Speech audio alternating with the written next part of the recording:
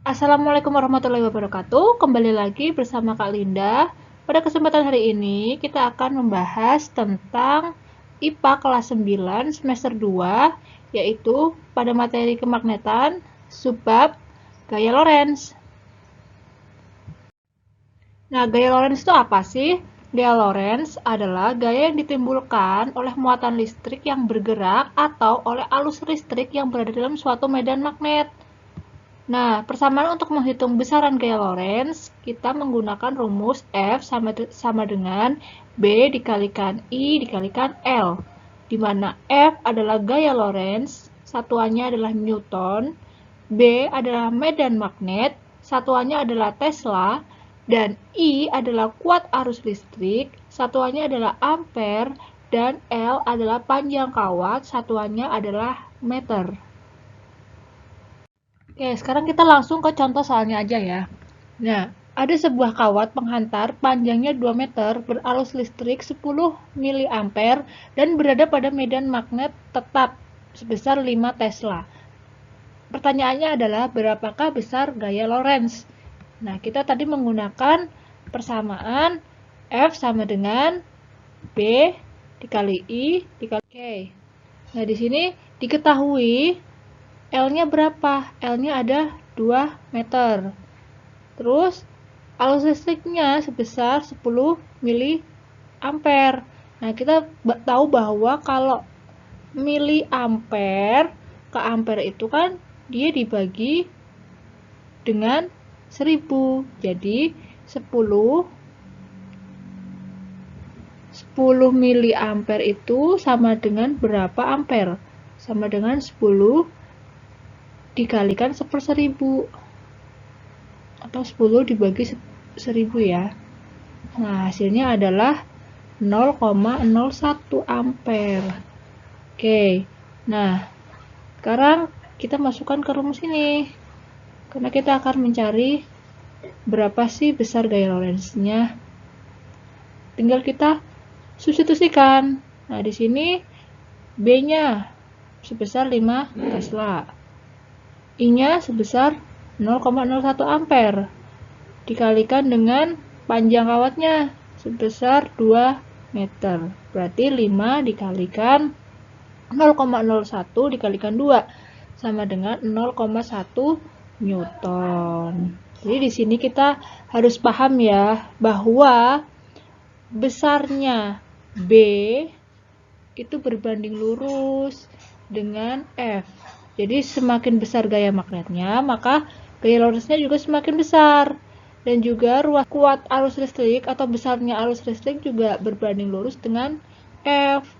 Begitu juga dengan panjang kawat penghantar itu juga berbanding lurus dengan F. Jadi kalau B-nya semakin besar, F-nya juga semakin besar. I-nya semakin besar, F-nya juga semakin besar.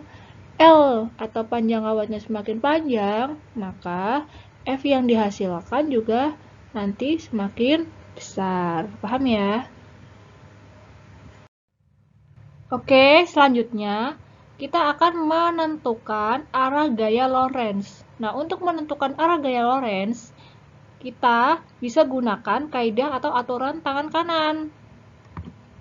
Nah, jadi tangan kanan kita, caranya kita rentangkan dengan ketiga jari, yaitu ada ibu jari, jari telunjuk, dan juga jari tengah. Nah, sehingga membentuk sudut 90 derajat. Jadi ini antara ibu jari dengan jari telunjuk kita itu juga tegak lurus. Nah, ibu jari kita dengan jari tengah kita juga saling tegak lurus atau membentuk sudutnya 90 derajat. Ini juga 90 derajat. Oke. Nah, selanjutnya ini ibu jari kita itu mewakili arah arus listrik atau I, sedangkan jari telunjuk kita menunjukkan medan magnet atau B, sedangkan jari tengah kita adalah menunjukkan arah gaya Lorentz atau F. Oke, untuk lebih jelasnya kita langsung aja ke soal aja ya. Nah, di situ ada sepotong kawat penghantar lurus berarus listrik yang arahnya ke timur. diletakkan dalam medan magnet yang arahnya ke utara. Nah, jadi di sini arah arus listriknya ke timur ya. Oke, ini ke timur, ini arus listriknya, atau diwakili dengan ibu jari ini ya, arahnya ke timur. Terus arah medan magnetnya ke utara. Nah, ini utara. Ini arah medan magnetnya diwakili oleh jari telunjuk. Nah, pertanyaannya adalah bagaimana arah gaya Lorentz-nya? Nah, kira-kira arah gaya Lorentz-nya gimana? Kalau ini timur, ini barat, otomatis posisi tangan kita harus seperti ini ya. Nah, yang terbentuk apa? Nah, gaya Lorentz-nya ini nanti akan ke atas. Kalau ke sini kan ke barat.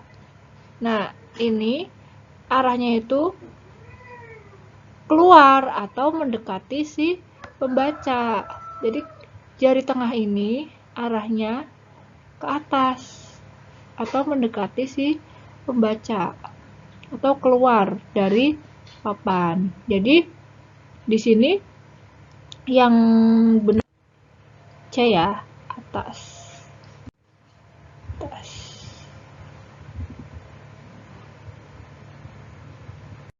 Oke, kita lanjut ke contoh soal yang kedua. Nah, sebuah kawat berarus listrik I diletakkan di antara dua kutub magnet, yaitu utara dan selatan, seperti gambar di bawah ini. Nah, pertanyaannya adalah, arah gaya Lorentz pada kawat adalah, kira-kira gimana tuh? Nah, kita pakai kaidah tangan kanan. Nah, dengan posisi seperti itu ya. Jadi, ini arus listriknya kan ke atas nih, kayak gini nih. Posisinya ke sini nih. Terus, ini posisi si arus listrik atau I-nya. Terus, habis itu, si telunjuk ini kan dia menunjukkan arah medan magnetnya ke sini. Kenapa begitu? Karena arah medan magnet itu selalu dari kutub utara menuju ke kutub selatan. Jadi arahnya utara ke selatan berarti ke kanan. Jadi ke sini. Makanya posisi tangan kita seperti ini. Jempolnya ke atas, terus telunjuknya ke samping. Nah, nanti akan terbentuk gaya Lorentz ke sini. Ini kan gaya Lorentz-nya. Kan aslinya gini. Cuma kan kalau dari jari itu kan agak ketutup gitu ya. Jadi kalau kita gambarkan secara dua dimensinya seperti ini. Jadi arahnya I-nya ke atas, lalu B-nya ke sini, ke kanan. Nah, nanti akan terbentuk F atau gaya Lorentz-nya kemana? Yang jelas dia akan masuk atau menjauhi si pembaca atau masuk ke bidang atau menuju ke bidang ya, bidang kertasnya. Jadi yang benar jawabannya adalah yang E, masuk bidang kertas. Oke, selanjutnya soal yang terakhir, perhatikan gambar. Nah, ada sebuah gambar itu ya. Jika arus listrik dialirkan pada kawat, maka arah gaya magnet yang dialami oleh kawat adalah ke bawah kan?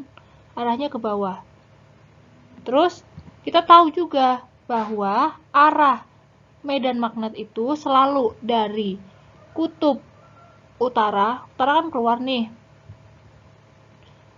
Terus menuju ke kutub selatan. Kalau kutub selatan dia masuk.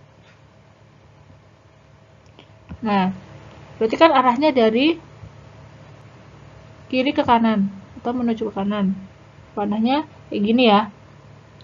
Nah, selanjutnya posisi tangan kita bagaimana? Nah, ini jempol kita ada adalah menunjukkan arah arus. Telunjuk kita menunjukkan arah medan magnet. Ya, seperti ini. Oke, kan arahnya ke kanan. Terus ini arahnya ke bawah, arusnya ke bawah. Ingat, di sini arusnya ke bawah. Maka posisi tangan kanan kita seperti ini. Nah, lalu di sini nanti akan terbentuk apa? Gaya Lorentz. Gaya Lorentz-nya adalah ke mana? Ke arah mana ini? Menuju ya, menuju ke pembaca atau mendekati si pembaca sehingga dia keluar atau masuk bidang kertas.